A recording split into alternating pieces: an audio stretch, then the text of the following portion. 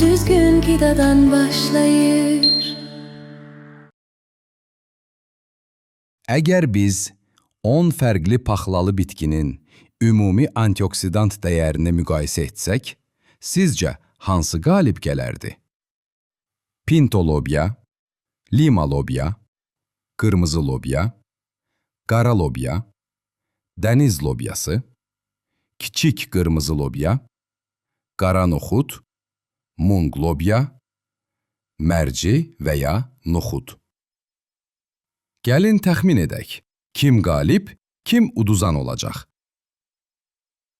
Siyahının ən sonunda, 10-cu yerdə lima lobya, sonra dəniz lobyası. Ardınca qara noxud və mung lobya gəlir. Bilirsiniz, adətən bu lobyadan cücərtilər hazırlanır. Daha sonra siyahıya yaxınlaşırıq. Burada böyrək lobyaları var. Bəziləri elə bilirdi ki, bu birinci yeri tutacaq. Amma yox, onlar sadəcə ortada yer alır. İndi isə ilk üçlüyə baxaq.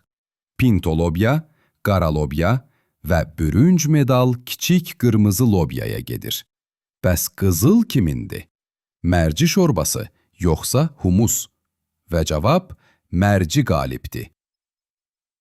Görürsünüz ki, mərci azad radikalları zərərsizləşdirmək baxımından digər paxlallardan açıq-aşkar irəlidədir. Mərci bir çox ölçü meyarlarında liderdir. Bəlkə də buna səbəb dənələrin çox kiçik və qida maddələrinin daha sıx olmasıdır. Kiçik dənə, yəni daha çox səth sahəsi. Yəqin səbəb budur. Laboratoriyada mərci xolesterinin oksidləşməsinin qarşısını almaqda da fərqlənib. Bu da onu həm ürək sağlamlığı, həm də xərçəngin qarşısının alınması üçün ideal təbii vasitə halına gətirir. Əlbəttə, sadəcə mərci şorbası da içə bilərsiniz.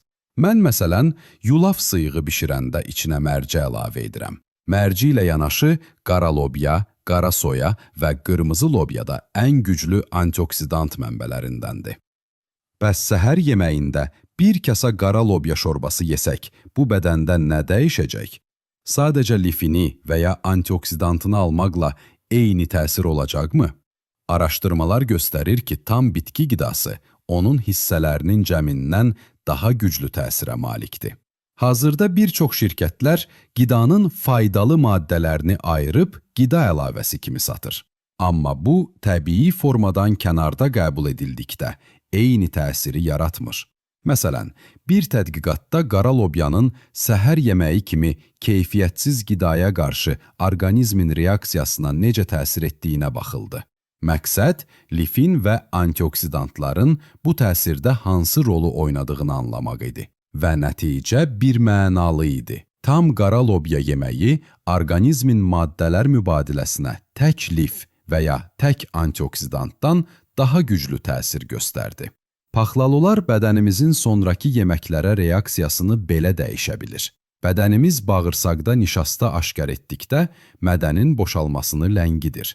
Bu məntiqlidir. Bədən növbəti yemək gəlməzdən əvvəl hazırkını həzm etmək istəyir. Beləliklə, mərci kimi yavaş həzm olunan nişastalar bu mexanizmi aktivləşdirərək mədənin boşalmasını daha çox gecikdirir.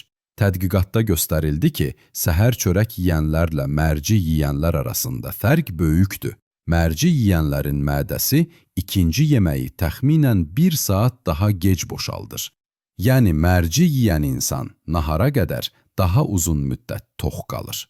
Daha sonra mərci və noxud kimi paxlalıların tərkibindəki lif və rezistent nişasta bağırsaqdakı yaxşı bakteriyalar üçün qida rolunu oynayır.